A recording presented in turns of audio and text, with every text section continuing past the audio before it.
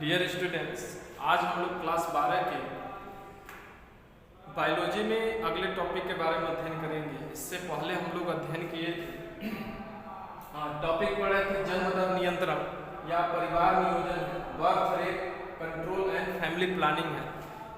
ठीक है, परिवार नियोजन के अंतर्गत उनकी विधियां पढ़ रहे थे कि किस प्रकार जनसंख्या को नियंत्रित किया जाए और जनसंख्या को नियंत्रित करने के लिए कौन कौन सी विधियां हैं।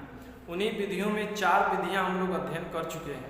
5वीं विधि जो है शल्य क्रिया विधियां हैं या बंधीकरण है। देखिए, यह विधि जो है उन दंपतियों को सलाह दी जाती है अपनाने के लिए जो भविष्य में संतान उत्पन्न नहीं करते हैं, यानी जो भविष्य में अब संतान उनको उत्पन्न करने की आवश्यकता नहीं है, उन दंपतियों को यह विधि अपनाने के लिए सलाह दी जाती है। ठीक है, यह विधि जो है अस्थायी विधि के नाम से भी जाना जाता है। याद रखिएगा, कभी कभी पूछ देगा कि परिवार नियोजन या जन्म दर नियंत्रित करने के लिए अस्थायी विधि के बारे में वर्णन कीजिए, तो इसे अस्थायी विधि के नाम से भी जानते हैं। ठीक है, जिसमें क्या किया जाता है कि जो भी नर होता है, नर के शुक्र वाहिनियाँ और मादा के जो होते हैं अंड वाहिनियाँ जो होती हैं उनको काट कर बांध दिया जाता है, जिनके कारण शुक्राणु जो है भ्रूण तक ही सीमित रह जाते हैं, टेस्टिस तक ही बनकर वहाँ सीमित रह जाते हैं, बाहर वो नहीं निकल पाते हैं। और जो अंडाणु होते हैं वो अंडाशय तक ही बनकर सीमित रह जाते हैं, वो गर्भाशय तक नहीं पहुँच पाते हैं। इस प्रकार निषेचन क्रिया होने की संभावना भी क्या होती है, कम हो जाती है, जिनके कारण अगली पीढ़ी होने की संभावना भी क्या होती है, कम हो जाती है। तो ये अस्थायी विधि है। अगर एक बार इस विधि को अपना लिया जाए तो हमेशा के लिए, याद रखिएगा, हमेशा के लिए अगले पीढ़ी को जन्म नहीं दे पाते हैं। ठीक है, तो ये शल्य क्रिया विधियाँ सर्जिकल मेथड कहते हैं। ठीक है, तो ये भी 2 तरह का होता है, क्योंकि नर और सामान्य भाषा में इसको हम नसबंदी कहते हैं। देखेंगे, सामान्य भाषा में इसे हम नसबंदी कहते हैं। सामान्य भाषा में इसे हम क्या कहते हैं, नसबंदी। गांव में सुने भी होंगे नसबंदी शब्द, तो नसबंदी कहते हैं। ये भी 2 तरह के होते हैं। शल्य क्रिया विधियाँ 2 तरह की होती हैं, क्योंकि नर में दूसरे प्रकार से होता है और जो मादा होती है उसमें दूसरे प्रकार का होता है। तो देखेंगे कि जो नर होता है, नर में क्या होता है, शुक्र वाहिका उच्छेदन, शुक्र वाहिका उच्छेदन। ठीक है, शुक्र वाहिका उच्छेदन कहते हैं, इसी को वास्टेक्टोमी कहते हैं, वास्टेक्टोमी कहते हैं, वास्टेक्टोमी कहते हैं। इसमें क्या किया जाता है, देखेंगे आप लोगों को जब नर जनक तंत्र पढ़ाए थे उसमें फिगर हम बनाए होंगे कि ये वृषण होता है 2। ठीक है, यहाँ से इस प्रकार पेनिस होती है और यहाँ से देखेंगे, यहाँ से इस प्रकार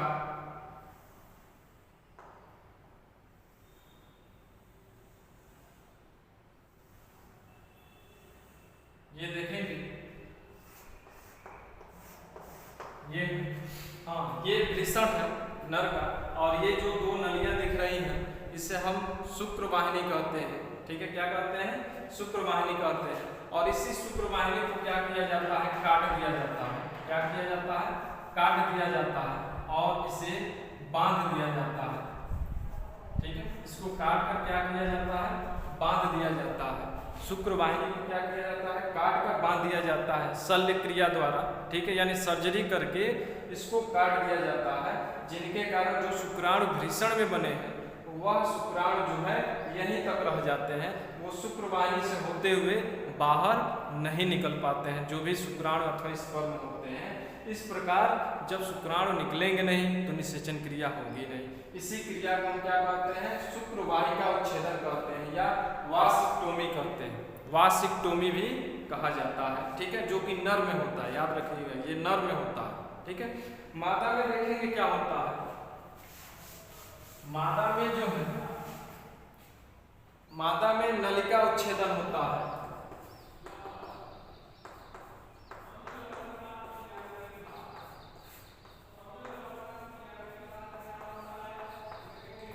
नलिका उच्छेदन होता है। इसी को हम दूसरे भाषा में कहते हैं ट्यूबेक्टोमी।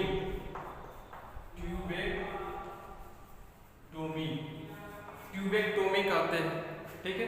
इसमें क्या किया जाता है कि जो भी मादा की जो अंडवाहिनी होता है, अंडवाहिनी, ठीक है, उसको काट कर बांध दिया जाता है। जैसे मान लिया जाए ये गर्भाशय हुआ, ये गर्भाशय हुआ और यहाँ से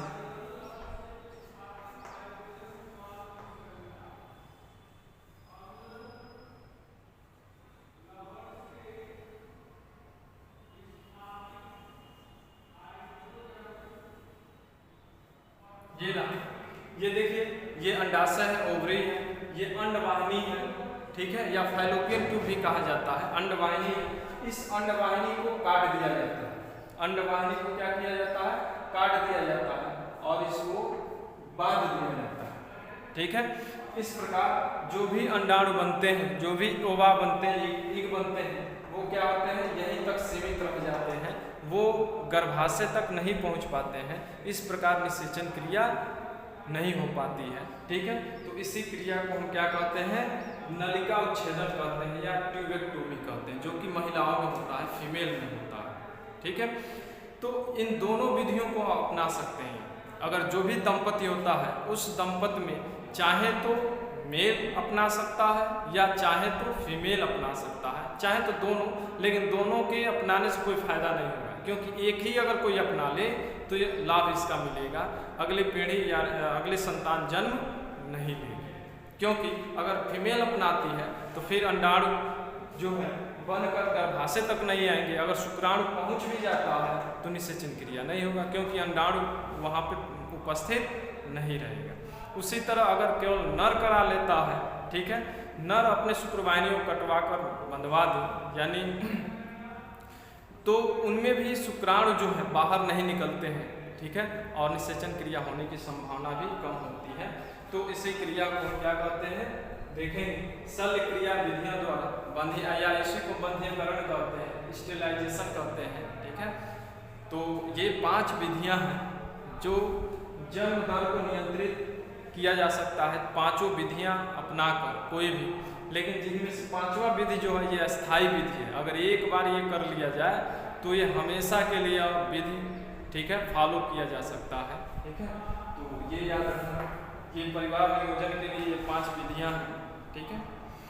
तो ये समाप्त हुआ, ये महत्वपूर्ण है। अस्थायी विधि जो है ये अक्सर पूछा करता है, परीक्षाओं में आता है, इसलिए इसको इम्पोर्टेंट कर लेंगे। अगली टॉपिक देखेंगे क्या है, अगली टॉपिक जो है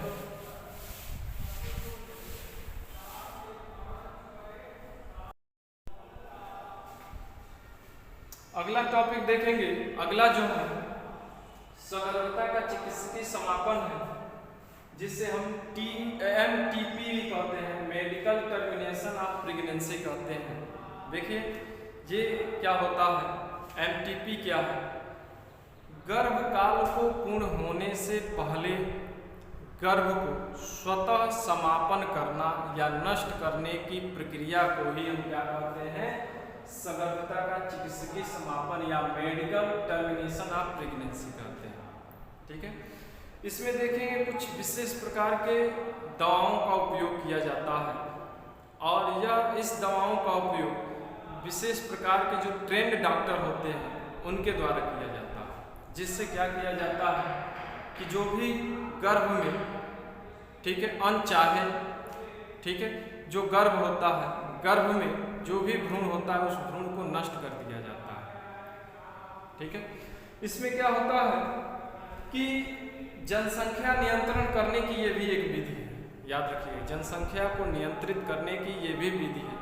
लेकिन जनसंख्या को नियंत्रित करने के लिए हम इस विधि को इस उद्देश्य से नहीं करेंगे कि जनसंख्या घटे। अगर जनसंख्या घटेगा तो इस विधि का उपयोग करने से कोई फायदा नहीं है, ठीक है। विदेशों में इस विधि का उपयोग ज़्यादा होता है, वर्तमान समय में भी देखा जाए तो विदेशों में इस विधि का उपयोग ज़्यादा होता है। जो भी गर्भाशय में भ्रूण होते हैं उन भ्रूण को नष्ट कर दिया जाता है, जन्म लेने से पहले ही उस भ्रूण को नष्ट कर दिया जाता है, अबार्शन कर दिया जाता है, जिससे वो भ्रूण नष्ट हो जाता है।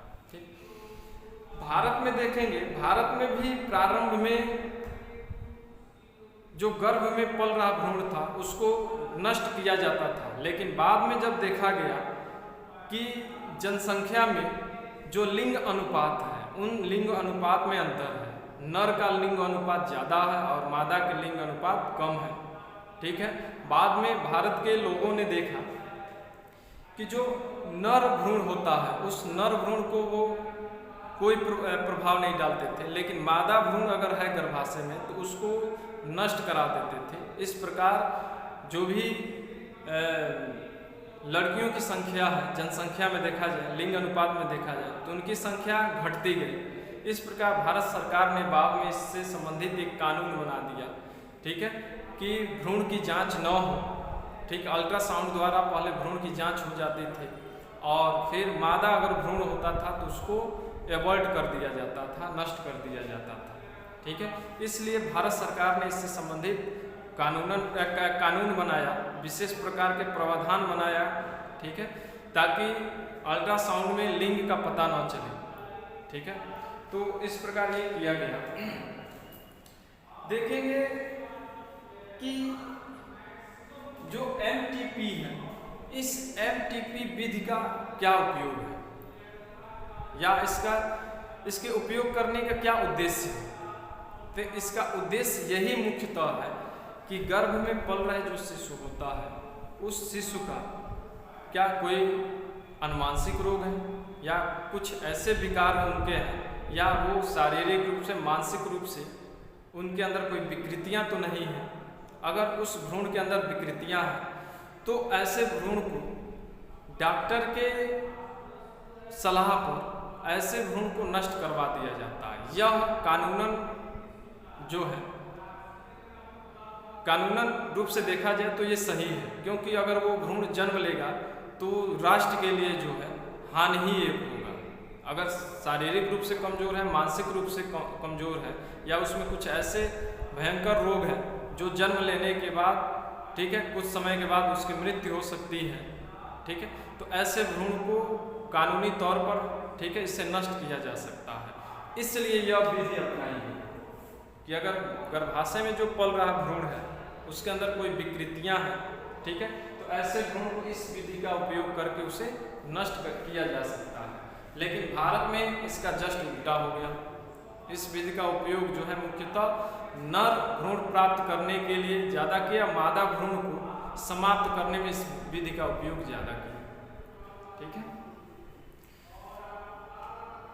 इसमें क्या किया जाता है, सगर्भता का चिकित्सकीय समापन में इस विधि में क्या किया जाता है, पहले एमनियोसेंटेसिस क्रिया की जाती है। एमनियोसेंटेसिस हम बता चुके हैं कि जो भी भ्रूण होता है, भ्रूण के चारों ओर एक एमनियन कैविटी होता है, एक एमनियन जो होता है सैक होता है, आवरण होता है, और उसके अंदर लगभग 250 ग्राम तरल द्रव भरा होता है जिसे एमनियोटिक फ्लूइड कहते हैं। उस एमनियोटिक फ्लूइड को निकाल कर फिर जांच की जाती है, जिससे भ्रूण की वास्तविकता की पता चलता है कि उसमें किसी प्रकार का विकार तो नहीं है। अगर विकार है तो इस विधि द्वारा उस भ्रूण को नष्ट कर दिया जाता है। अगर कोई विकार नहीं है तो उस भ्रूण को कोई क्षत पहुंचाया नहीं जाता है। तो इसी विधि को हम कहते हैं सगर्भता का चिकित्सकीय समापन या एमटीपी कहते हैं। क्या कहते हैं, एमटीपी कहते हैं, मेडिकल टर्मिनेशन ऑफ प्रेगनेंसी कहते हैं। ठीक है, तो आज के लिए बस इतना ही। ठीक है, फिर हम कल अगले टॉपिक के बारे में अध्ययन करेंगे।